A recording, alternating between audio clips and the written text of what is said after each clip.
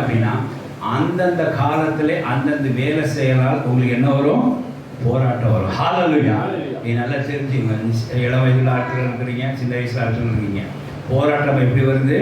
புதுசாக எதுவும் உருவாகுது இல்லை, நம்மகிட்ட இருந்தால் என்ன செய்யுது? கிரியேட் ஆகும். எப்படி கிரியேட் ஆகுது? நம்ம பேசிக் டைம் மாத்திரம் இல்லை, நம்ம அந்தந்த காலத்தை அந்த வேலை செய்யாமல் வேறு மாற்று வேலை செய்கிற விதமாக உண்டாகிற காரியம் தான் இருக்குது ஈக்குவல் டு போராட்டம். அந்தந்த நேரத்தில் அந்தந்த வேலை செய்யணும். உங்களுக்கு என்னதான் ஒரு நிச்சயமா போராட்டம் தான், அது எந்த ஒரு சந்தேகமும் இல்லை, வெற்றிக்காங்க இடம் இல்லை.